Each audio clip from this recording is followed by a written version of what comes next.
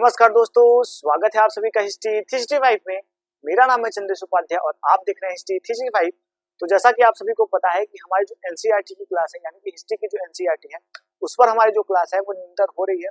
और इससे पहले, यानी कि आपको बता दूं, इससे पहले हमारी क्लास 6 की एनसीईआरटी और क्लास 7 की एनसीईआरटी जो है वो कंप्लीट हो चुकी है। तो अगर आप चाहें तो मेरी प्लेलिस्ट में जाके देख सकते हैं। और आज हम जो है वह कह सकते हैं कि क्लास 8 की जो एनसीईआरटी है हिस्ट्री की, आज हम उसके ऊपर चर्चा करेंगे। यानी कि क्लास 8 की एनसीईआरटी की जो है उस पर हम चर्चा करेंगे।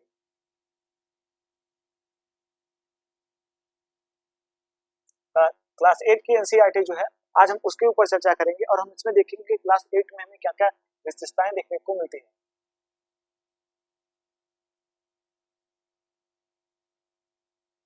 क्लास 8 इसका जो हमें नाम देखने को मिलता है वह है हमारे अतीत 3, यानी कि हमारे अतीत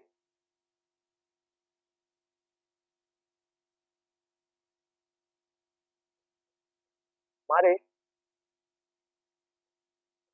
अतीत 3। तो इसमें देखेंगे कि हमारे अतीत 3 में आपको बता दूं सबसे पहले कि जो हमारे अतीत 3 है इसमें हमें क्रमशः जो है वो 6 अध्याय जो है वो देखने को मिल जाते हैं। यानी कि आपको बता दूं इसमें हमें कम अध्याय देखने को मिलते हैं, लेकिन बहुत ही महत्वपूर्ण अध्याय जो है वो देखने को मिलते हैं। तो आज हम इनके ऊपर चर्चा करेंगे, इनकी विषय वस्तु के बारे में, यानी कि जो विषय सूची है हम उनके ऊपर चर्चा करेंगे। विषय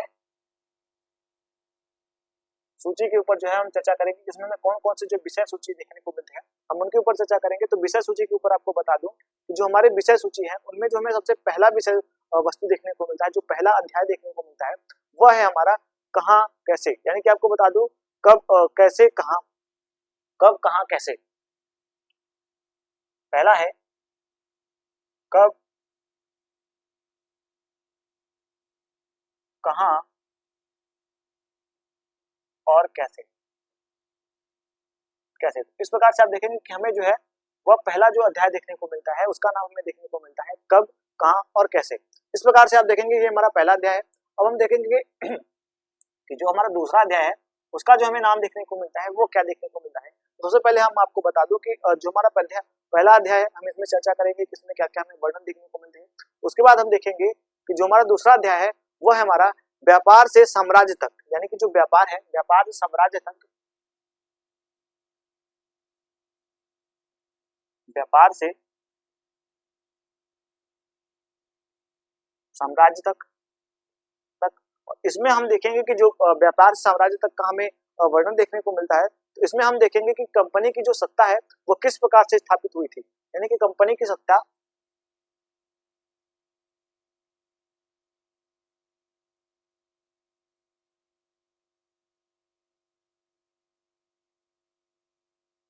सत्ता स्थापित हुई, कंपनी जो सत्ता है वो किस प्रकार से स्थापित हुई, तो हम इसके ऊपर जो है वह चर्चा करेंगे इसके अंदर। उसके बाद हम देखेंगे कि जो हमारा तीसरा अध्याय देखने को मिलता है वह है कि ग्रामीण जीवन है हमें देखने को मिलता है कि ग्रामीण जीवन के बारे में क्या क्या विशेषताएं देखने को मिलती हैं।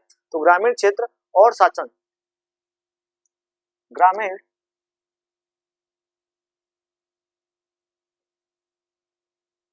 क्षेत्र और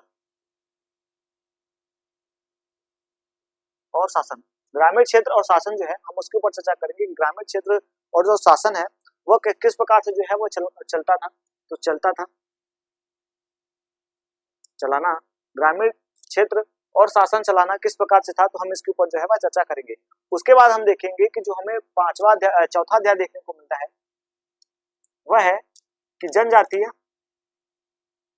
सॉरी माफ कीजिएगा, यहाँ पे जनजाति नहीं होगा, यहाँ पे होगा आदिवासी। आदिवासी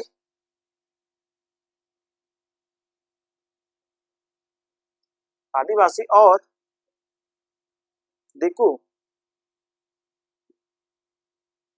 दिकू जो दिकू है इनके बारे में देखेंगे कि ग्रामीण जो है वो दिकू के बारे में समझेंगे, दिकू और स्वर्ग युग और स्वर्ग युग की कल्पना, स्वर्ग युग की जो है वो कल्पना हम देखेंगे कि स्वर्ग युग की कल्पना किस प्रकार से है। कल्पना तो इसमें यह देखेंगे। उसके बाद आपको बता दूं कि जो हमें चौथा अध्याय देखने को मिलता है, सॉरी माफ कीजिएगा, जिसमें पांचवा अध्याय हम देखते हैं कि पांचवें अध्याय में क्या क्या जानकारी देखने को मिलती है। जो हमें पांचवा अध्याय देखने को मिलती है कि जब जनता ने बगावत कर दी थी, तो जब जनता ने बगावत करी थी तो हम उसके ऊपर चर्चा करेंगे। उसमें हम देखेंगे 1857 की जो क्रांति हुई है उसके बारे में, और उसके बाद क्या क्या आंदोलन हुई है। तो हम देखेंगे जनता की क्रांति, जनता का बगावत,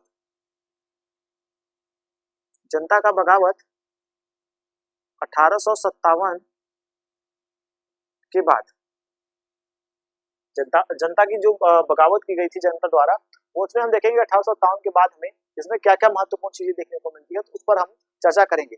उसके बाद हम देखेंगे जो हमें छठा अध्याय देखने को मिलता है, हमारा छठा अध्याय है वो है उपनिवेशवाद।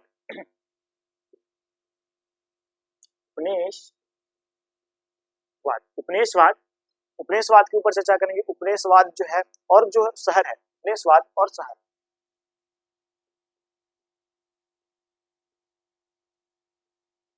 उपनिवेशवाद और शहर के बारे में हम चर्चा करेंगे। उपनिवेशवाद में हमें क्या क्या विशेषताएं देखने को मिलेंगी, उपनिवेशवाद किसको कहते हैं, इसकी हम जो प्रारंभिक जानकारी है उसको लेंगे, उपनिवेशवाद और शहर, और एक शाही, और जो हमें शाही कह सकते हैं कि राजधानी देखने को मिलती है, तो उसकी कहानी हम देखेंगे।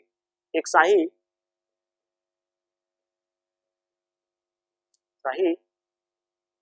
राजधानी की कहानी। तो इस प्रकार से आप देखेंगे कि जो शाही राजधानी की कहानी है, इसमें हम जब महारानी विक्टोरिया का जो है वो सभा जब दिल्ली में लगता है और दिल्ली को जो है वह राजधानी बनाई जाती है, तो हम उसके बारे में जो है वह चर्चा करेंगे।